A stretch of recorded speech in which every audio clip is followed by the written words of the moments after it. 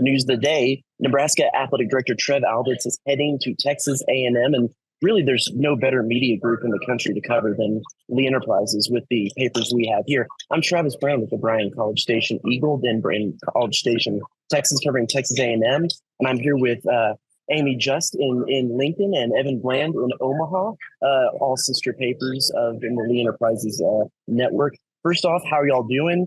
Looks like you got through the day unscathed, and first reactions to the news of the day. Yeah, I'll go first. I was really surprised. I was at home writing a feature for a basketball preview that I was going to do. That's getting pushed to next week after the news of today. Super shocked. This came out of nowhere. I feel usually pretty sourced about things. But this one was completely out of left field for me. And as I started doing my reporting, that was the initial reaction for most of Trev's closest coworkers. They were very blindsided by this today. So yeah, wild news. Yeah, I would echo that. I mean, it was shocking. I was trying to rack my brain to think of other examples in modern Nebraska history where a decision this monumental just kind of came out of the blue. And I can't really think of a comp for it. I mean, Trev Alberts is an alum. He has had the athletic department trending in a really positive direction. His football coach was just set to start his second season with a lot of momentum.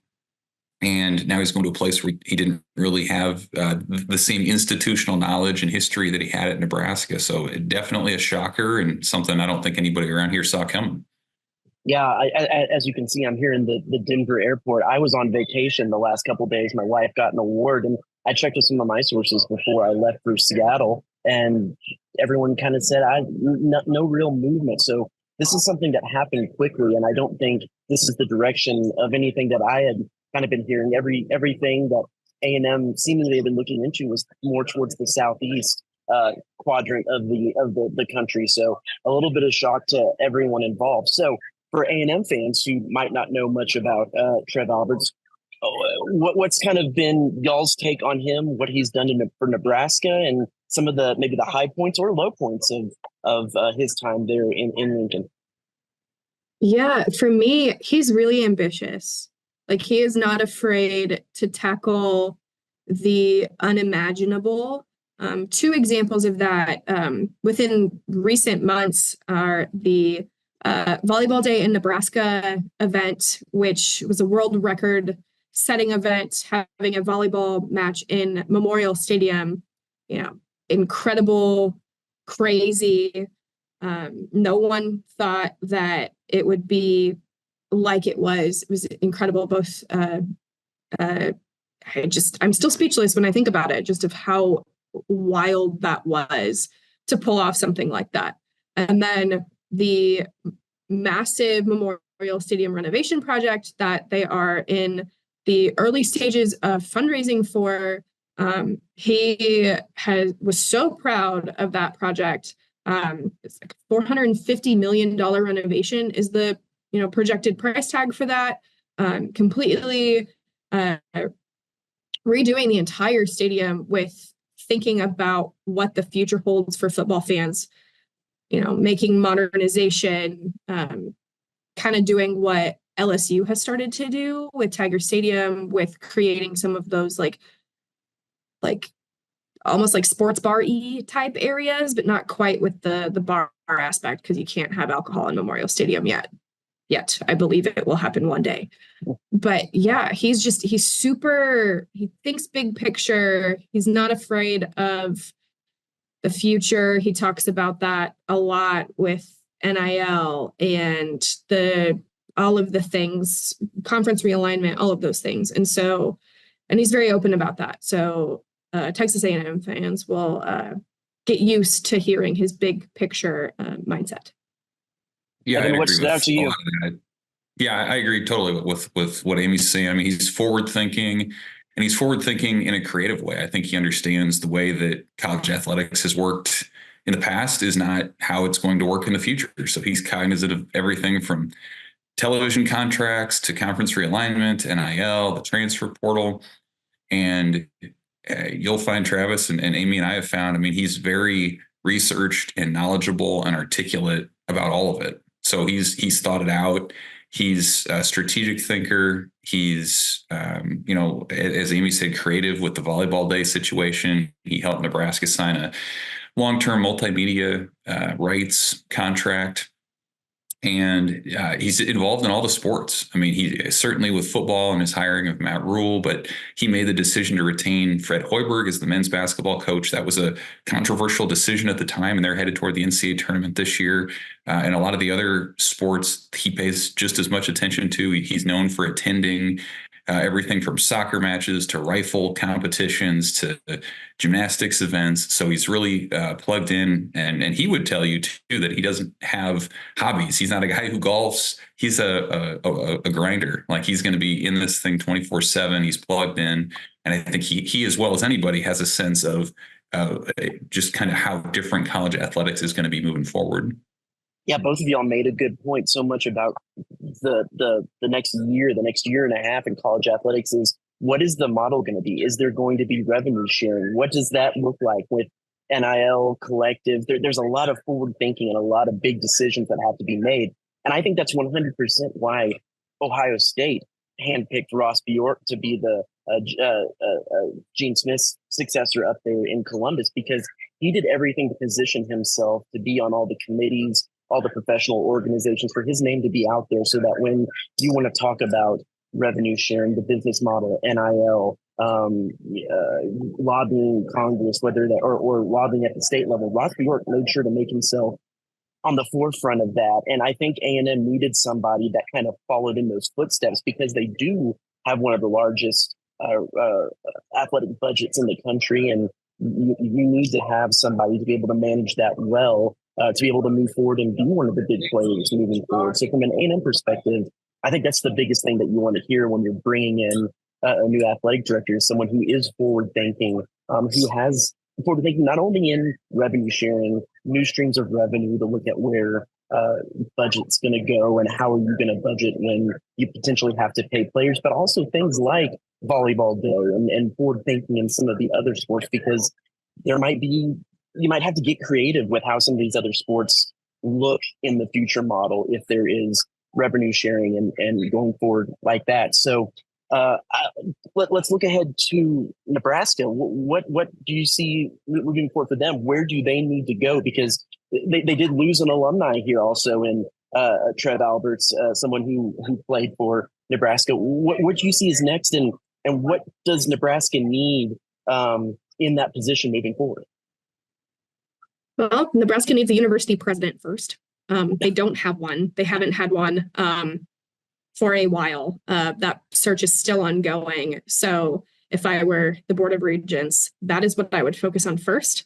And then, getting a good interim, whoever that is, if it's one of the coaches that they have on staff, if it's somebody who just has kind of that experience, who's willing to help out, regardless of what their current position is, that's fine. They went outside the last time they needed an interim athletic director with Dave Remington. Not sure the angle that they're going to go yet. They haven't decided that. But as of right now, they need to focus on getting a university president and then having that person, whoever it is, hire the next AD.